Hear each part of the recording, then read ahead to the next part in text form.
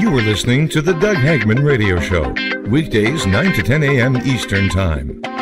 And now the man behind the mic, a private investigator with over 30 years under his belt, Doug Hagmann. Good morning, everyone. It's 6 a.m. on the west coast of America, 9 a.m. here in the east. Welcome to Hagmann. It's the Doug Hagmann Investigative Hour for today, Thursday, September 27th, 2018. It is day 616 of the war against the deep state, 616 days since the election of President Donald J. Trump. It is 40 days out from the midterm elections. We are 40 days away to the 2018 midterms. And it's day, for those who are counting, day number 499 of the strike back, deep state strike back against President Donald Trump. That is to say, 499 days of the special counsel investigation, untold millions of dollars spent into this investigation into the so-called collusion by President Donald Trump with the Russians. And what do we have? What do we have? Today will be a historic day, of course, on Capitol Hill with the testimony of Christine Ford. I'm not going to even use the doctor in front of her name. Christine Ford, who alleges sexual improprieties, groping, attempted rape, you name it, against Supreme Court nominee Brett Kavanaugh. What you are witnessing is the systematic and systemic, both distinction, there's a distinction here, attempted takedown of our republic, and of course everything to do with politics, nothing to do really with virtue. And please understand that this, what we're seeing today, is so relevant to everything I've been talking about now since the inception of this program. And I'll go as far as to say since the inception of the Hagmann Report, the flagship show. Now, all right, I was going to do this show at 8 o'clock Eastern. However, of course, the testimony on Capitol Hill will begin at 10 o'clock, not 9 o'clock. And I suppose the warm-up will start at 9, but regardless, all eyes will be affixed, I'm sure, to the television, the war of optics, and this is what it comes down to. It's a war of optics, nothing more than that. Who will be more believable? Because the evidence, look, there is no evidence. There's merely accusations without foundation. In fact, it's even worse than that. Yes, it can, and yes, it will get worse. Because we're witnessing the attempted takedown of our nation by any means necessary. Please understand the enormity of what we're seeing. Please understand the tactics behind what we're seeing, and understand the agenda of those who have are inserted into this mess. And I will go another step. This will become personal to each and every one of you listening to this broadcast. Whether your feet are on U.S. soil, Canadian soil, Australian, New Zealand, wherever you might be standing in the Western world, free world, this will become personal for you. We've turned the corner. This is, without any doubt, the new battlefield. Let me address a couple of things here, just to dispense with a few technicalities. In sum and substance, what we have, obviously, is a Supreme Court nominee nearly 80 days languishing in this under this microscope like no other, when the average, by the way, of Supreme Court nominees from the selection to the placement is 67 days. That based on statistics over the last 4 decades. Now we have, at the 11th hour, one woman well, two women, Christine Blasey Ford and Deborah Ramirez, coming forward and saying that, casting vague, unsubstantiated allegations against Brett Kavanaugh, Judge Brett Kavanaugh, who's been in the public eye for the last 2.5 decades. Why now? Well, it's real simple. The motives are pretty clear. It's the destruction of this man, of his family, of his career, for the good of the overall agenda of the Democratic Socialists. It is nothing less than that. If anything, it's more than that. All we have to do is turn to the words of Brian Fallon. They admitted, the Democratic Socialists, the Hillary Clinton, and by extension Barack Hussein Obama, deep state operatives have admitted their agenda, their objectives. Please, I beg of you to please listen to me carefully. This program, share it with others. Look, I'm just a guy. I'm an investigator by profession. I'm just a guy watching this unfold like you. I have certain contacts, sources, whatever you want to call them, individuals who are within the Beltway giving me information, some in the media, and you can read, look, you can read between the lines. You know who I'm talking about. You know what I'm talking about. I just can't overtly say it. But people who are active in the national media who know exactly what's going on. I've had the pleasure, the opportunity, the privilege to speak with them. Not many.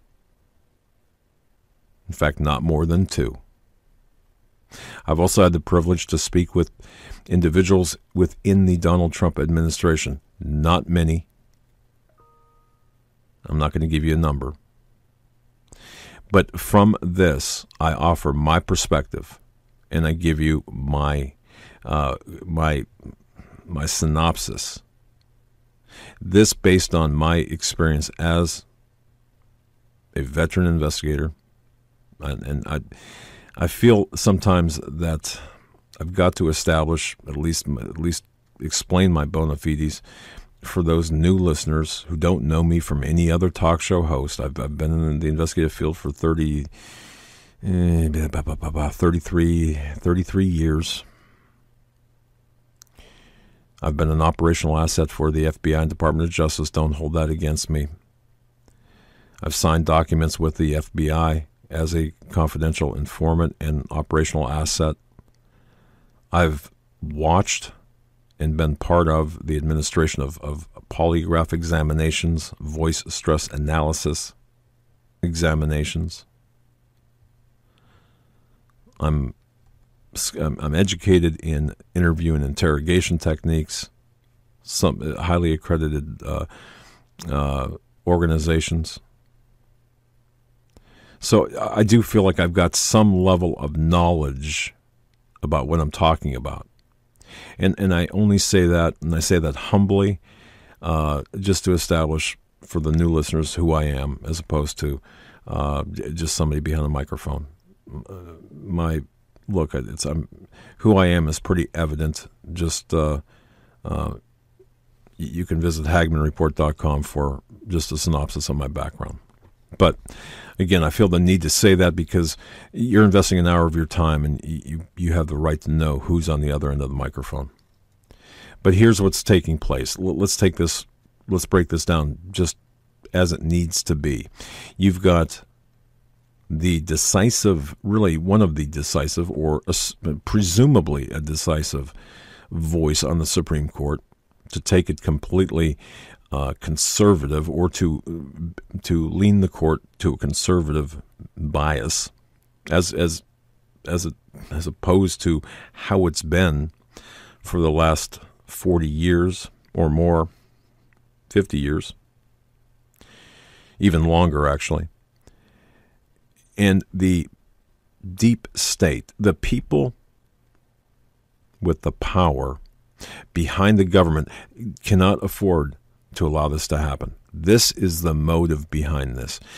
And it's bigger than Brett Kavanaugh. It's bigger than any one of us. It's for the heart and soul of the nation, as I said yesterday. So at the 11th hour, you've got up to 5 accusers, a couple anonymous, a couple who have already been dismissed. But when it comes down to it today, just one, and that's Christine Ford, facing off Brett Kavanaugh. Now, let's look at Christine Ford. Christine Ford, of course, well, let's look at Christine Ford and the other named accuser, Julie Swetnick. Julie Swetnick, by the way, the late arrival to this, represented by the creepy porn lawyer, in my view, Michael Avenatti. She filed a sexual harassment case in 2000, or about a decade ago, roughly a decade ago, against her then employer, New York Life Insurance Company, and was granted a settlement. But she was represented by none other than Deborah Katz, the attorney, the current attorney for Christine Ford. Coincidence? No, probably not. And we know about Deborah Katz and her law firm, the associations with the Hillary Clinton or Clinton machinery, the deep state machinery.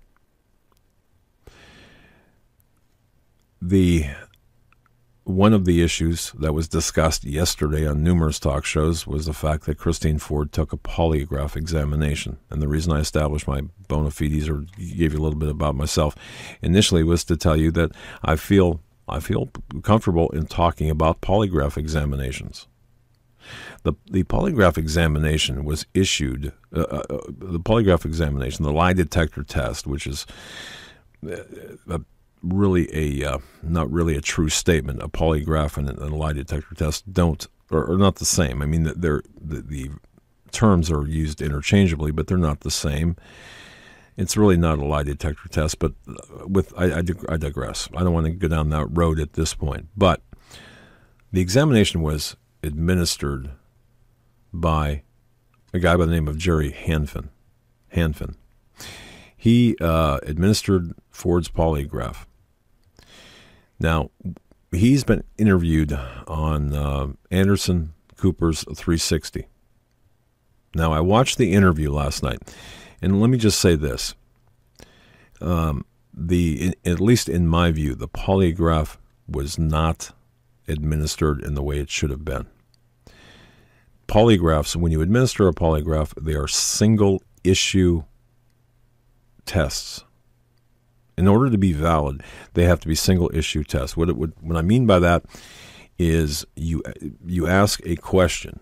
For example, in this case, did Brett Kavanaugh sexually molest you or touch you inappropriately?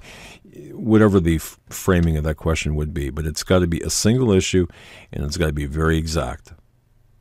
And it must be about the event in order to be valid.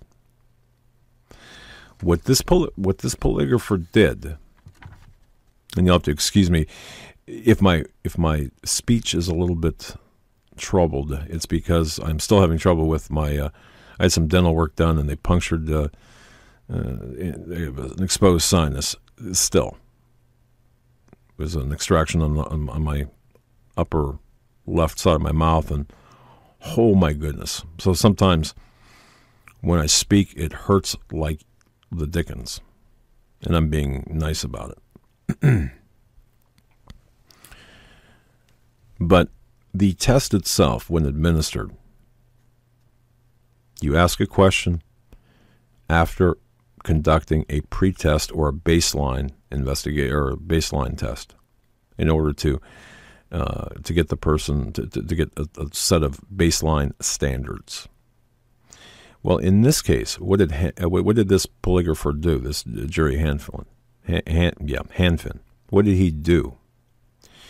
He asked questions not about the incident, but about her statement about the incident. and this is a very, very critical distinction, extremely critical,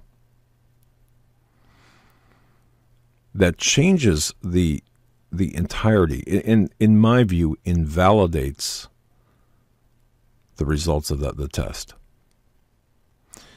So, instead of saying did, or instead of asking the question, very pointed question, it could be 2-3 questions is all that you need after conducting, in fact, the preparation for the test, establishing the baseline, the metrics that are used for the test itself, is a longer process than the actual test.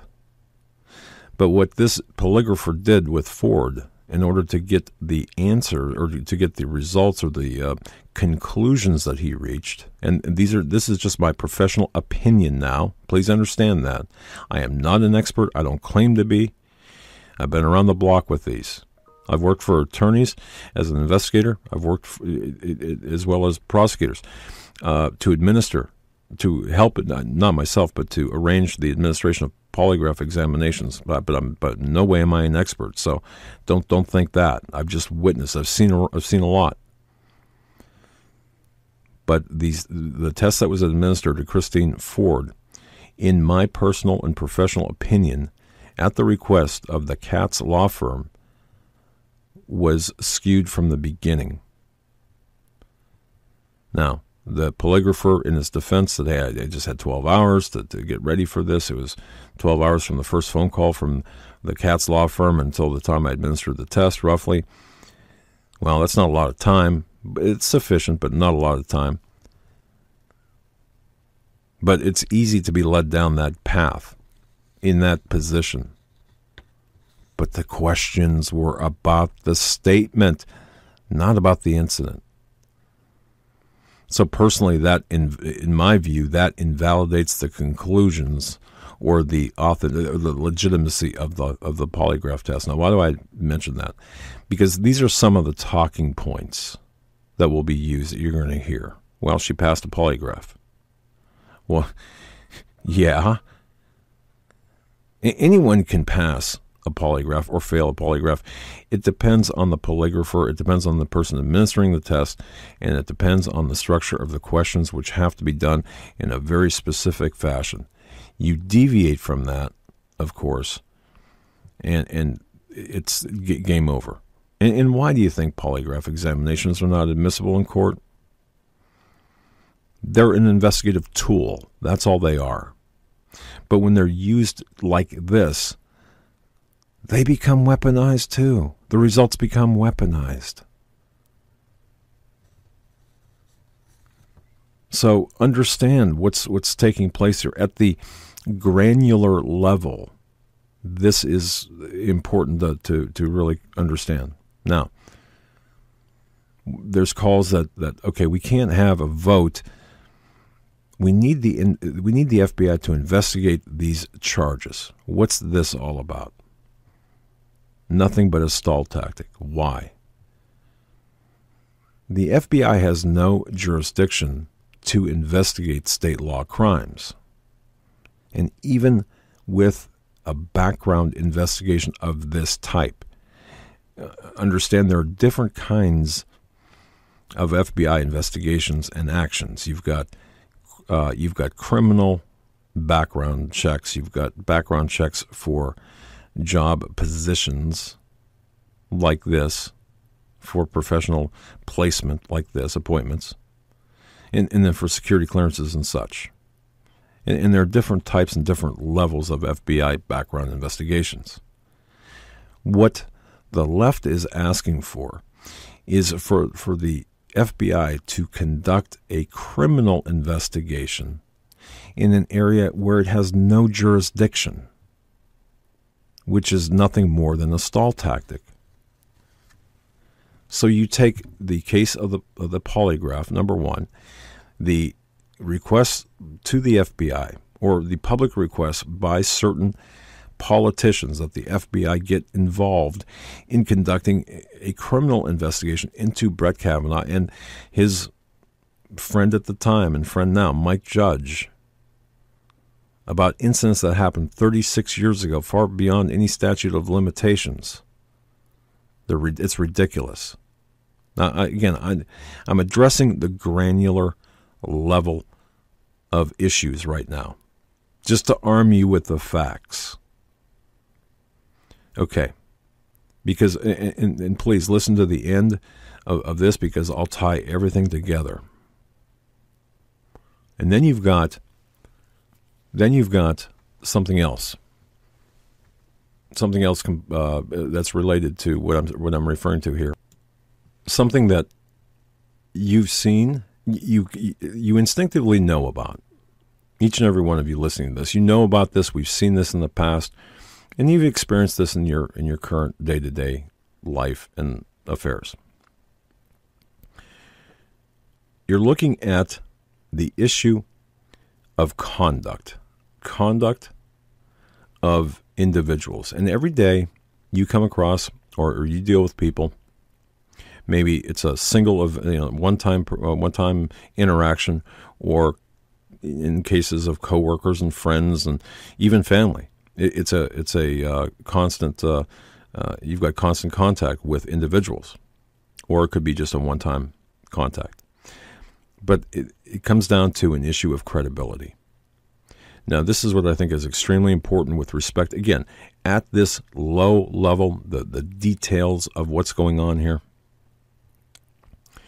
Why are there all of a sudden 5 accusations, including anonymous ones? Why is the news media saying, well, now there are 5 women that came forward, including anonymous, unverifiable complaints?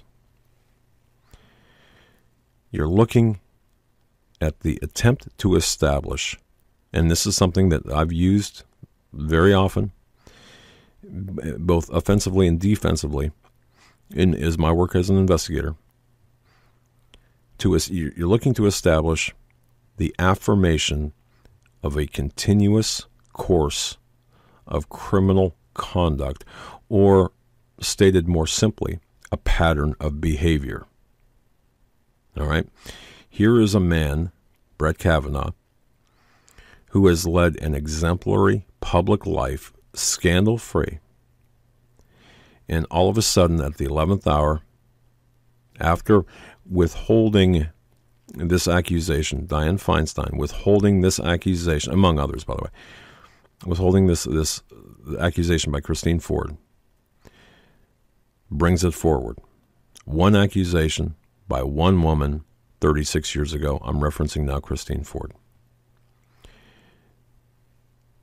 The left saw that this was, that they could not, they were losing ground on this. They were losing the war of optics on this. Wait a minute. Really? One person 36 years ago? What happened next when they began to see that they were losing the war of optics?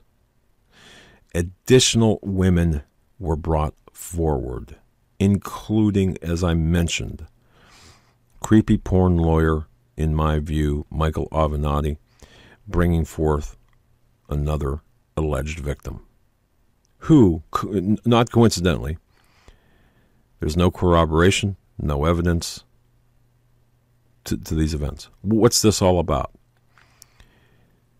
Because the accusation, even 3.5 decades old, belies the fact that it goes against his character. You've got to go the extra mile to establish, or at least create the appearance of, a continuing course of criminal conduct, a pattern of behavior that will be acceptable and make the initial accusation stronger. You following where I'm going with this?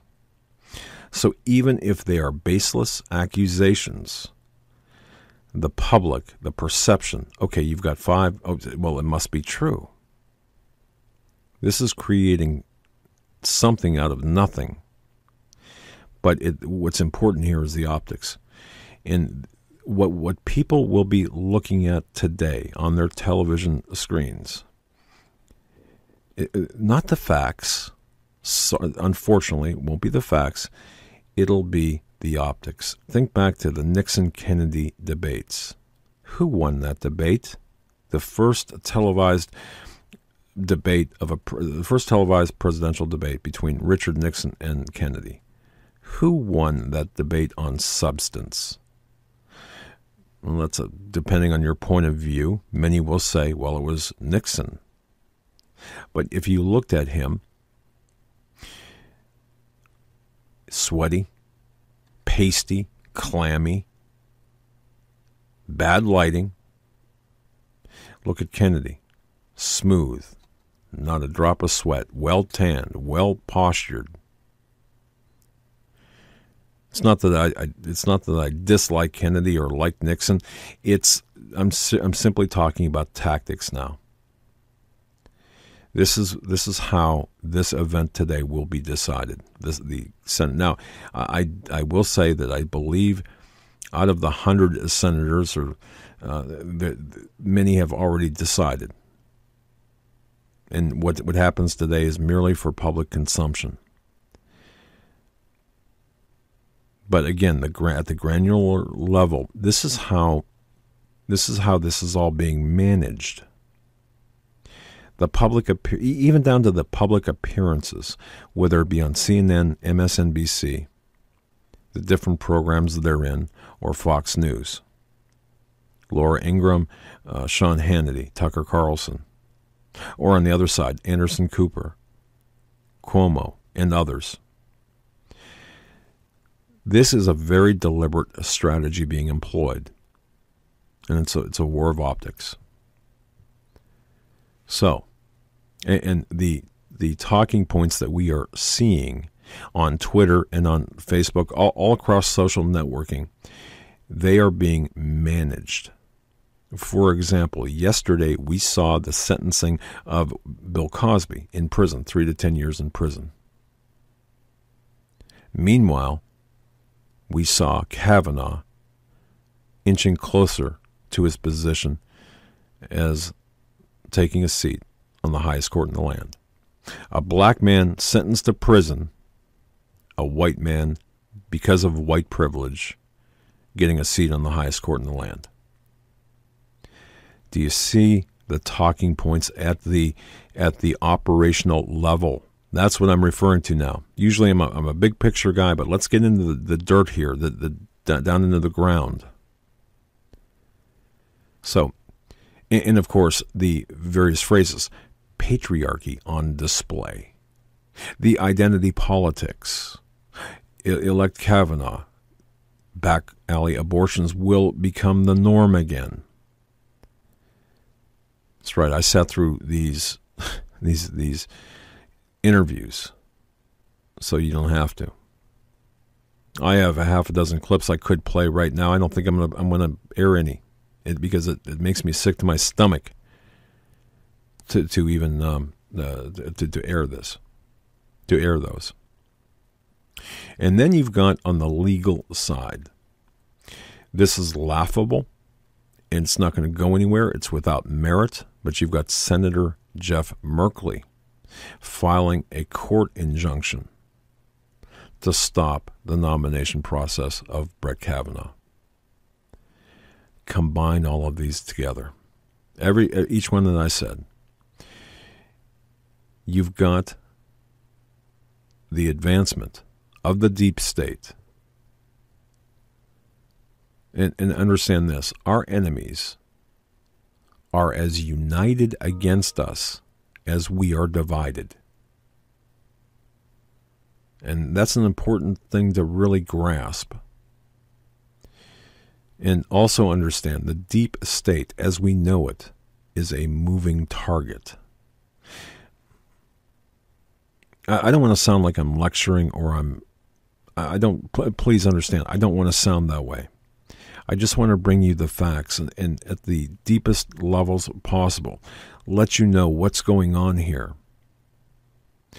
And Donald Trump yesterday, I watched the news conference live, the press conference live yesterday, and the questions asked of him and his responses I thought were brilliant. with respect, especially with respect to Judge Kavanaugh. Well, let's just wait and see. I'm going to watch too. I'll decide then. Appealing to the optics, or addressing the optics of the situation, saying, hey, you know what? We'll see what happens. But he also think about the lead up to this. As President Donald Trump mentioned, he too has been a victim of spurious allegations, unfounded allegations by women. Now, some admittedly true, but many admittedly not. So he's experienced in this, and it's personal for him as well. So you take all of this together, and again, I believe he handled the press very well in this. But the other point is, when you look at this together, you're looking at the actions of a very desperate cabal attempting to prevent the Supreme Court of the United States to go conservative, or to go non-liberal. I shouldn't say conservative, because we really don't know. We only know the record of Judge Kavanaugh. We don't know how he will come down on certain issues, because past performance does not necessarily indicate future action. But it appears that Judge Kavanaugh is in fact more conservative than not, and a constitutionalist right now. So what is taking place right now within the general land of America? I'm not talking about the bubbles, the urban bubbles of the cities like D.C., the swamp, or New York or Los Angeles. I'm talking about all across America. I will say this. Americans are angry.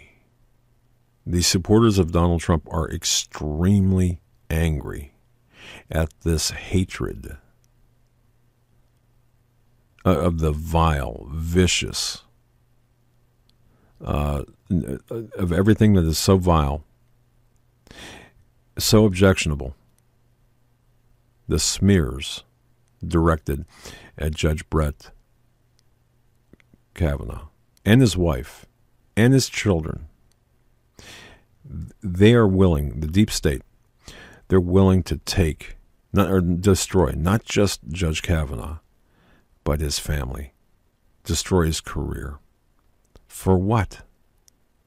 To avoid the Supreme Court going conservative. How's that, just for a phrase, just an evaluation?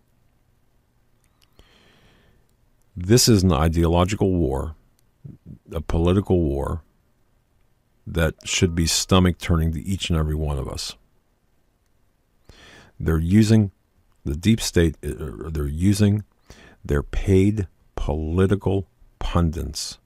And notice I said paid political pundits, because there will be evidence, and I will bring forth evidence that the people, certain individuals within the media, and this is important, certain individuals within the media are on the payroll of certain political action committees. But when you look at where we're headed with all of this, there is an anger that is brewing within the country that is growing by the day. There is an anger by those who support President Trump and the United States of America, our constitutional republic, and those who are attempting to rip it down. It's only getting worse, and it will get worse. And when I say this to you, I really want you to understand this. You will be affected. It will become personal to each and every one of you. It's already become personal to President Trump. We saw that. When I say personal, the accusations similar to those of Brett Kavanaugh, or even worse, actually. But to those who I'm speaking, for you, it's going to become personal, because you will have accusations made about you, whether they be personal or professional. Expect the tactics of the left, of those who hate the constitutional republic in which we live and everything it stands for, to them, you, the listener of this show, represent everything that they hate. So expect it to get worse. I say that looking at, for example, InfoWars Alex Jones being deplatformed by social networking. It goes beyond that. There's the silencing, the banning, the censorship, whatever you want to call it, and the celebratory nature, the celebratory aspect of that. Oh, we've shut them down. But it goes beyond that. It's they're not satisfied with silencing the voice of, I'm using this as an example now. They're not satisfied with silencing the voice of Alex Jones. They won't be satisfied with silencing you either. It will go beyond that. And for Jones, and again, I'm using this as an example, you can see it on Twitter. That's one place where the people close to him, or one time close to him, are using the politics of personal destruction, or are engaged in behavior not just to silence him, but to destroy him. Those who were at one time the closest to him are connected to agendas, or adhering and embracing agendas, and in some cases very close to, if not directly a part of, the groups who are advancing the larger objective and agenda here in the United States in order to take Alex Jones down and out. The reason I brought Jones into this and InfoWars into this is because you can see it clearly if you look. If you look at those who are at one time closest to him, and you just read between the lines when I say this, and look at the connections, that very well could be your fate. And you may say, well, wait a second, I'm totally different than him. No, it doesn't matter. It doesn't matter because the tactics will be the same. The people will be different, but the tactics, the playbook will be the same. They are all in, and they look at you, the listener of this program, the listener, the viewer of Fox News, or the reader of whatever website that's conservative and constitutional, as the enemy who must be eliminated. The conversations I had with Larry Grathwohl, who infiltrated the Weather Underground before he passed away, the tactics that were being discussed back then, 30 years ago, 40 years ago, 50, almost 50 years ago, are being employed now. They've been refined and are being employed again. And it's personal to me, too. The people once closest to me, or once close, I shouldn't say closest, but once close to me, the politics of destruction. It will happen to you.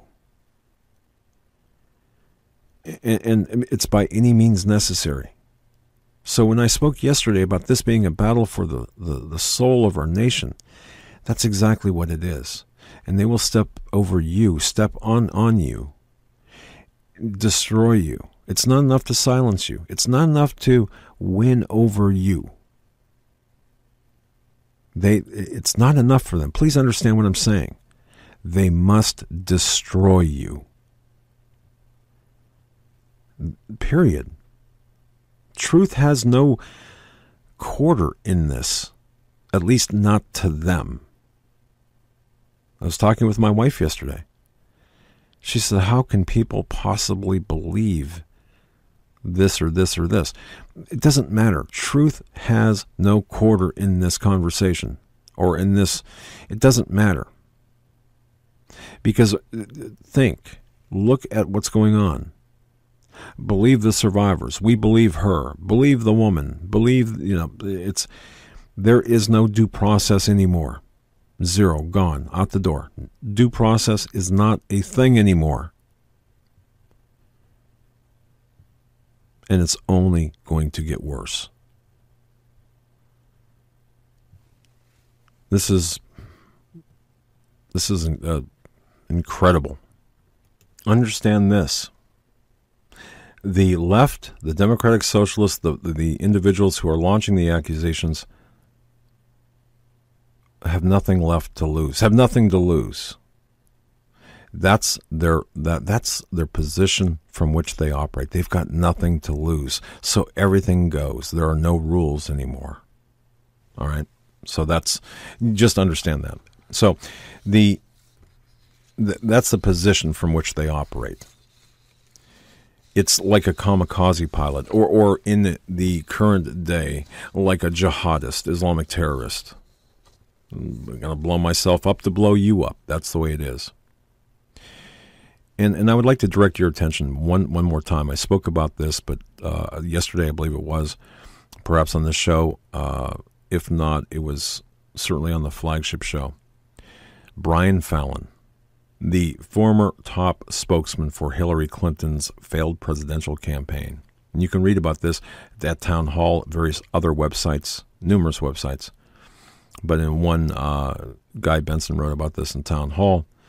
But understand Brian Fallon, a Clinton spokesperson, a close confidant to Senator Chuck Schumer, and an ex-senior official in Eric Holder's Department of Justice. He's now the public face of a left-wing group devoted to defeating President Trump's judicial nominees.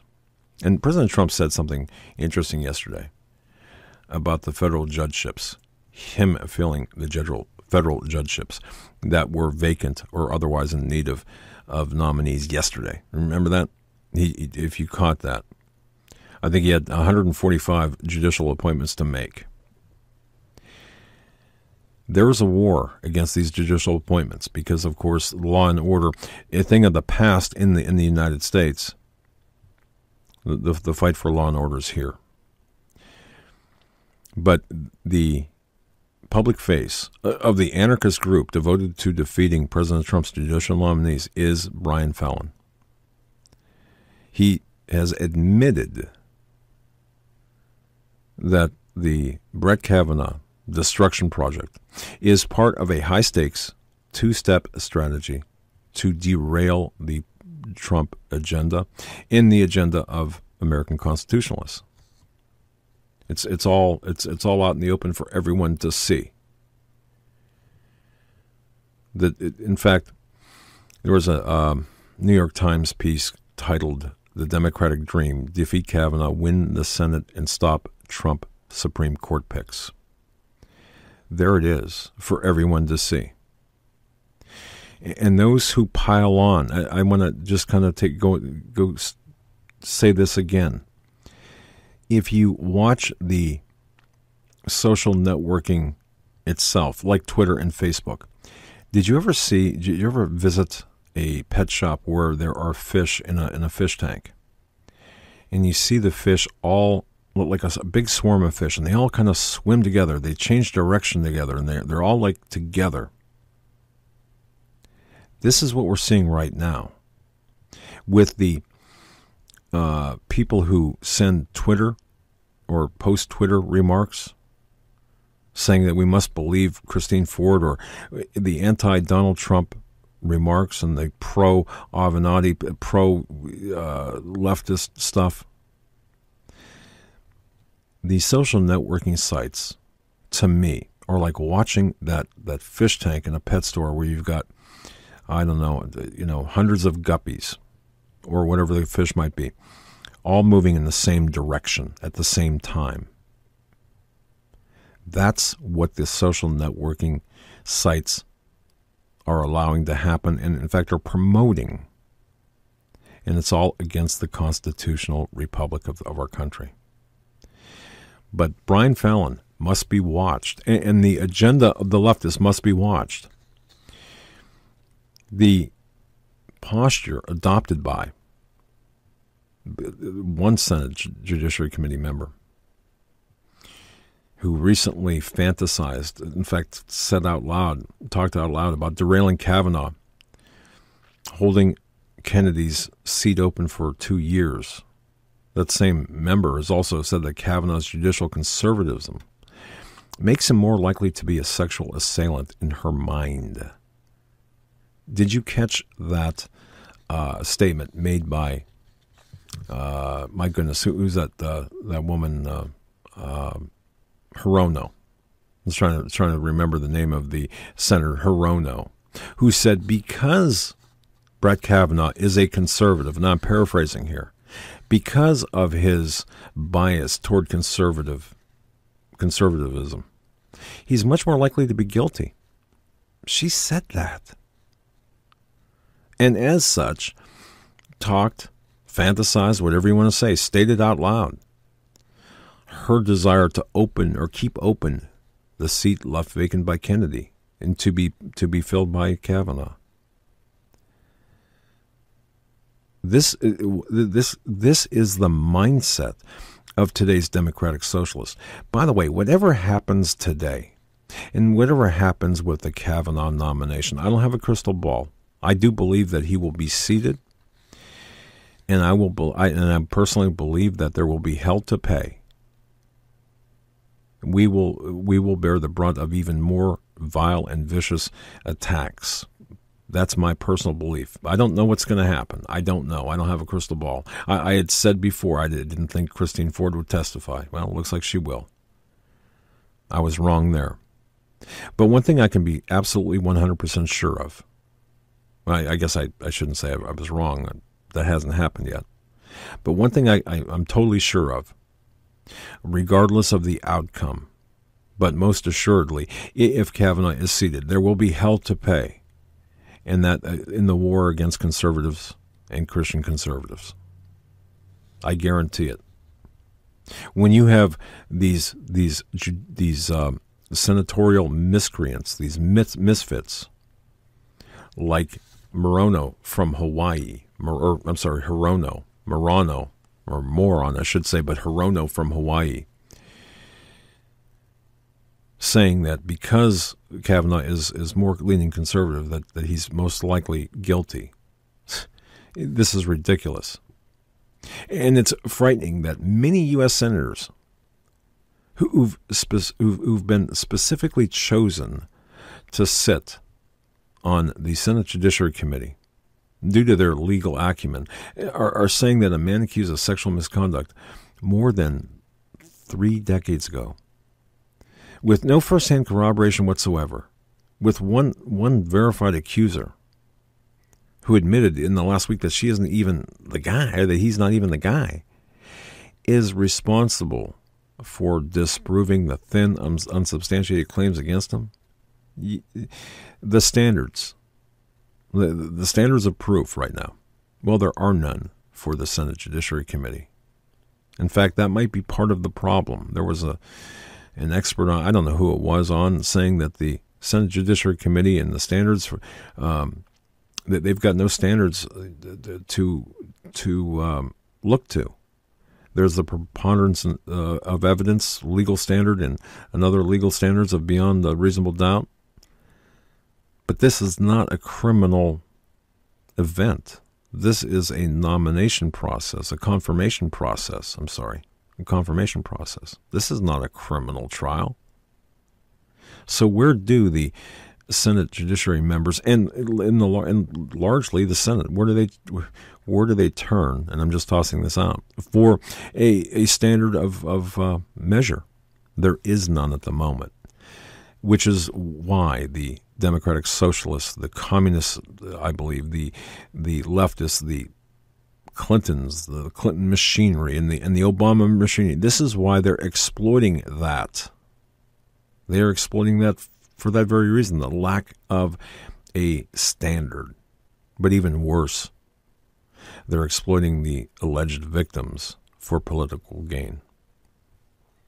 I would urge everyone to read the article by, again, Guy Benson, townhall.com. I'm not sure when this was published. The title is "Surprise Democratic Operative Admits Derailing Kavanaugh is Really About Saving the Supreme Court from Trump." And I said this again. I said this yesterday. I'm going to just reaffirm this. It is so important. We must look at the larger picture as I mentioned about the granular level details. As I open the program with the granular level details, you've got to look at the bigger picture, because the bigger picture is what counts here. The bigger picture is it's all or nothing for the Democratic Socialists.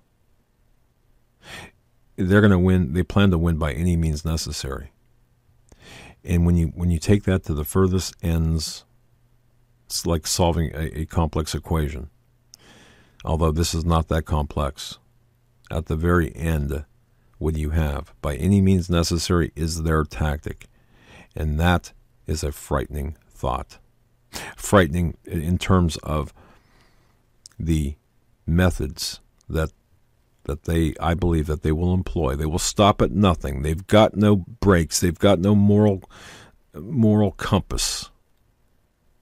The only thing they have is an intense hatred against everything conservative and most assuredly everything Christian. This intense hatred against us. It's you and I. And it will become personal to each and every one of us. Please take this as a warning. 5 years ago, I talked about it's going to get ugly, the Civil War. I mentioned this yesterday. Oh, I was wrong. You know where I was wrong? I was about 5 or 6 years too early.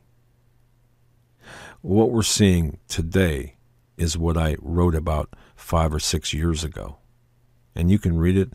It's archived at CanadaFreePress.com. It's about to get very ugly. This is the Obama's dream.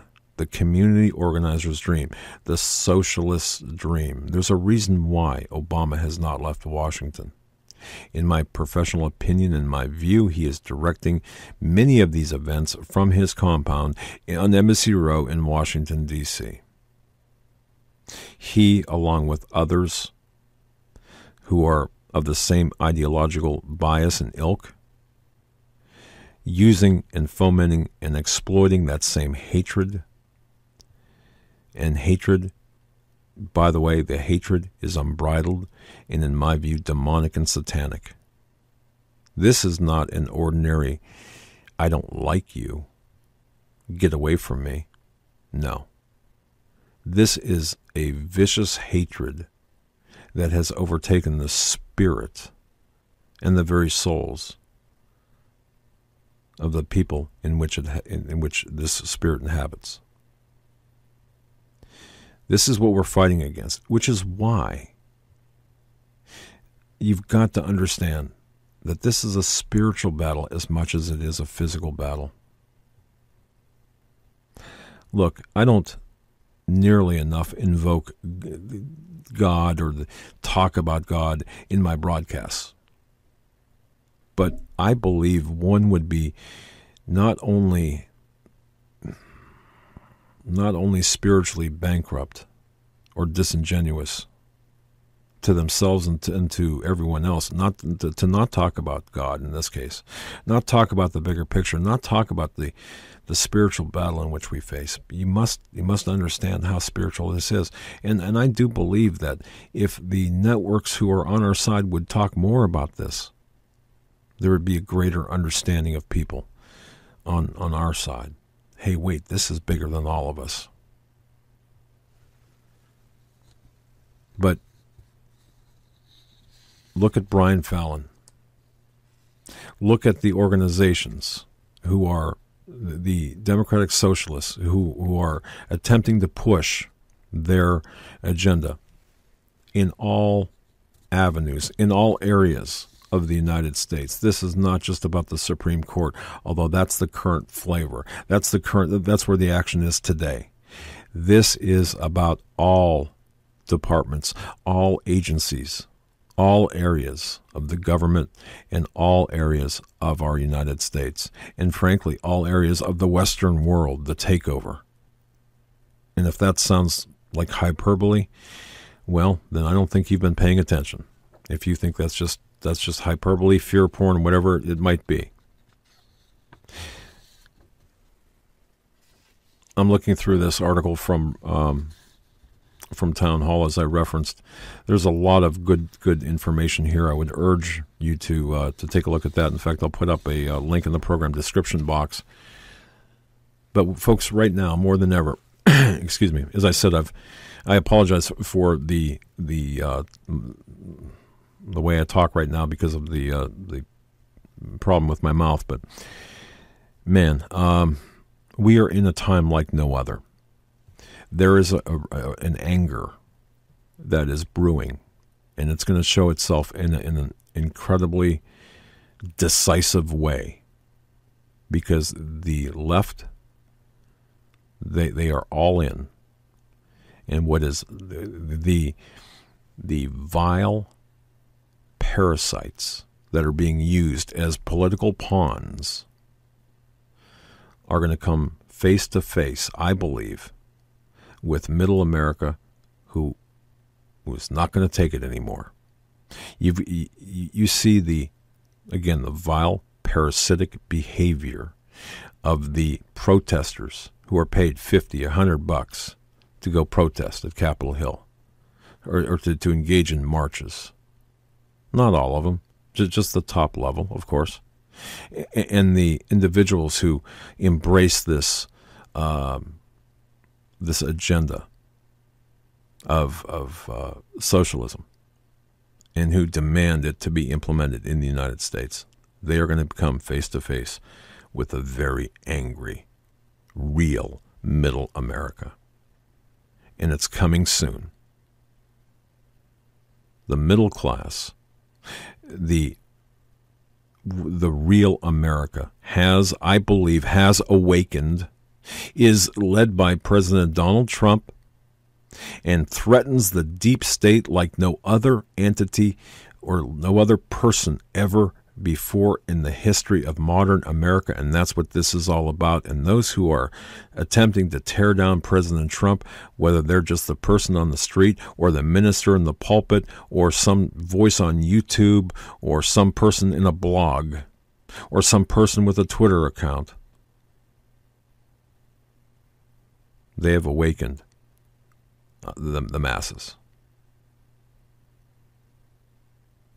The entire political apparatus that has existed for decades is threatened, and the people, as I mentioned, are going all in order to regain the ground that they lost by the election of President Trump. Which is why I say this is day 616 of the Donald J. Trump presidency.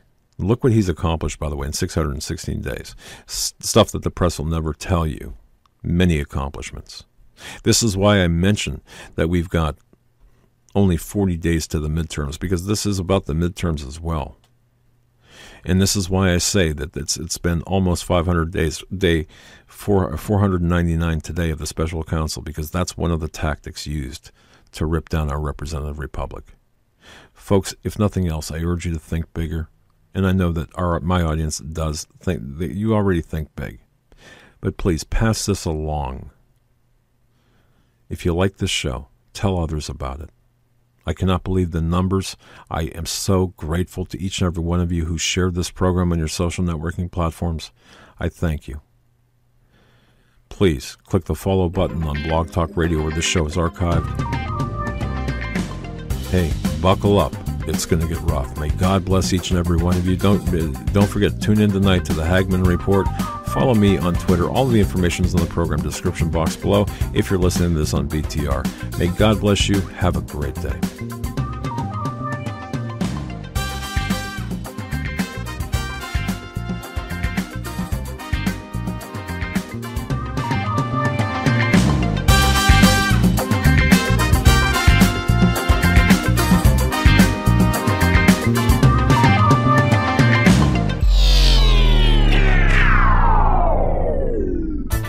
The Doug Hagmann Radio Show is brought to you by the Hagmann Report. Tune in to the Hagmann Report weekdays, 7 to 10 p.m. Eastern Time. For more information, go to HagmannReport.com. That's HagmannReport.com.